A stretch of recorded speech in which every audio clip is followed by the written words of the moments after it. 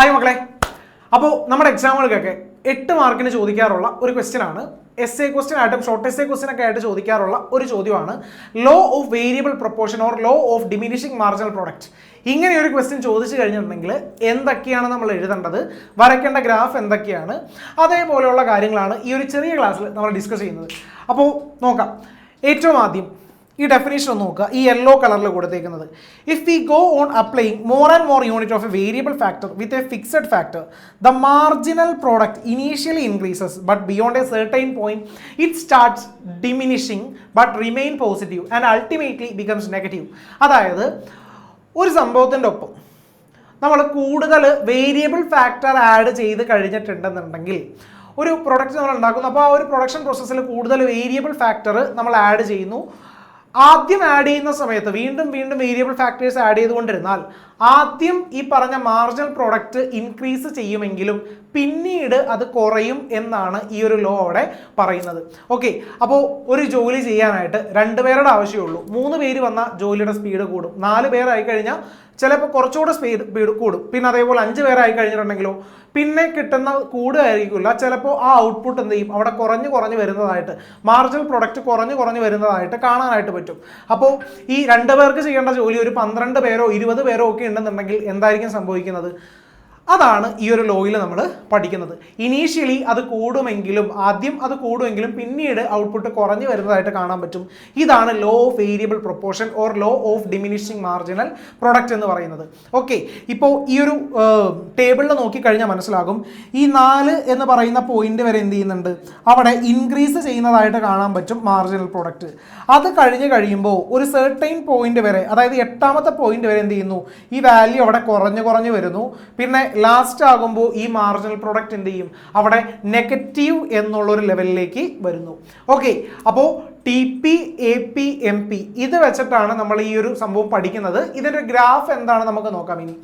ഇനി ഒരു 3 സ്റ്റേജസ് ആണ് നമുക്ക് ഈ ഒരു ഗ്രാഫിൻ്റെ അകത്തുള്ളത്. അപ്പോൾ നമ്മളവിടെ ഗ്രാഫ് വരയ്ക്കുന്നുണ്ട്, അത് നോക്കിയിരുന്നേക്കുക. ഈ വരച്ചേക്കുന്ന ഗ്രാഫാണ് ടി പി. രണ്ടാമത് വന്നേക്കുന്ന ഗ്രാഫ് അവിടെ എ പിയും അതേപോലെ എം പിയുമാണ്. ഇതിനെ നമുക്കൊരു 3 സ്റ്റേജ് ആയിട്ട് അവിടെ ഡിവൈഡ് ചെയ്യാം. ആ 3 സ്റ്റേജിൽ ഇതാണ് 1ാമത്തെ സ്റ്റേജ്, സ്റ്റേജ് 1. 2ാമത്തെ സ്റ്റേജ്, സ്റ്റേജ് 2. 3ാമത്തെ സ്റ്റേജ് അപ്പുറത്ത് 3ാമത്തെ സ്റ്റേജ്, അതിൻ്റെ ബാക്കിയുള്ളത്. ഇതിൽ ഫസ്റ്റ് സ്റ്റേജിൽ നോക്കിക്കഴിഞ്ഞാൽ നമുക്ക് കാണാൻ പറ്റും എല്ലാം ഇൻക്രീസ് ചെയ്യുന്ന ഒരു സ്റ്റേജാണ്. 2ാമത്തെ സ്റ്റേജിൽ ഇൻക്രീസ് ചെയ്യുന്നുണ്ട് ടി പിയും അതേപോലെ എ പിയും. പക്ഷേ ആദ്യം ഉണ്ടായിരുന്ന അത്രത്തോളം ലെവലിലല്ല ഇൻക്രീസ് ചെയ്യുന്നത്. പക്ഷേ എം പി അവിടെ താഴ്ന്നിട്ട് എന്ത് ചെയ്യുന്നു, 0യിലേക്ക് എത്തുന്നു. ടി പിക്ക് എന്താണ് സംഭവിക്കുന്നത്, ലാസ്റ്റ് സ്റ്റേജിൽ എത്തുന്ന സമയത്ത് ടി പി അവിടെ കുറയുന്നു, എ പി കുറയുന്നു, എം പി അവിടെ നെഗറ്റീവിലോട്ട് പോകുന്നു. അപ്പോൾ ഈ ഗ്രാഫ് ഇതേപോലെ വരയ്ക്കണം. ആദ്യം നമ്മൾ പറഞ്ഞ ആ ഒരു ഡെഫിനേഷൻ, ഒരു വേരിയബിൾ ഫാക്ടർ ഇങ്ങനെ ഇൻക്രീസ് ചെയ്തുകൊണ്ടിരുന്ന് കഴിഞ്ഞിട്ടുണ്ടെങ്കിൽ ഇനീഷ്യലി അത് കൂടുമെങ്കിലും പിന്നെ അത് കുറയും. അപ്പോൾ ആദ്യം ആ ഒരു ഡെഫിനേഷൻ എഴുതിയ ശേഷം പിന്നെ ഈ ഒരു ഗ്രാഫ് വരയ്ക്കുക. അതിനുശേഷം ഓരോ സ്റ്റേജിലും എന്ത് സംഭവിക്കുന്നു എന്നുള്ളത് ഈ കാണുന്ന ഒരു ടേബിൾ ഫോമിൽ എഴുതി കഴിഞ്ഞിട്ടുണ്ടെങ്കിൽ നമുക്കവിടെ ഫുൾ മാർക്ക് കിട്ടും. ഫസ്റ്റ് സ്റ്റേജിൽ ടി പി ഇൻക്രീസ് ചെയ്യുന്നു, ഇൻക്രീസിങ് റേറ്റിൽ. എ പിയും ഇൻക്രീസ് ആണ് ചെയ്യുന്നത്. എം പി എന്താണ് സംഭവിക്കുന്നത്, ഇൻക്രീസ് ചെയ്ത് എം പി അവൻ്റെ മാക്സിമത്തിലെത്തുന്നു. ഇതാണ് ഫസ്റ്റ് സ്റ്റേജ്. ക്ലിയർ ആണല്ലോ? ഈ പറഞ്ഞ ഫസ്റ്റ് സ്റ്റേജിൽ എന്ത് സംഭവിക്കുന്നു എന്നുള്ളത് കണ്ടു. ഇനി അതേപോലെ നമുക്ക് നോക്കാം സെക്കൻഡ് സ്റ്റേജിൽ എന്താണ് സംഭവിക്കുന്നത് എന്നുള്ളത്. സെക്കൻഡ് സ്റ്റേജ് എത്തുമ്പോൾ ടി പി ഇൻക്രീസ് ചെയ്യുന്നുണ്ട്, പക്ഷെ ഒരു ഡിമിനിഷിംഗ് റേറ്റിലാണ് ടി പി എന്ത് ചെയ്യുന്നത്, ഇൻക്രീസ് ചെയ്യുന്നത്. എ പി അവിടെ ഡിക്ലൈൻ കുറയാനായിട്ട് തുടങ്ങുന്നു. എം പി എന്ത് സംഭവിക്കുന്നു, എം പി അവിടെ 0യിലേക്ക് എത്തുന്നു. ഈ ഒരു സംഭവം നോക്കിക്കഴിഞ്ഞാൽ കാണാൻ പറ്റും. ടി പി ഒരു ഡിക്രീസിങ് റേറ്റിലാണ് ഇവിടെ കൂടുന്നത്. അതേപോലെ തന്നെ എ പിയും. അതേപോലെ എം പിക്ക് എന്താ സംഭവിക്കുന്നത്, ഇവിടെ കുറഞ്ഞ് അവൻ ഒരു 0 എന്ന് പറയുന്ന ഒരു പോയിന്റിലേക്ക് എത്തുന്നു.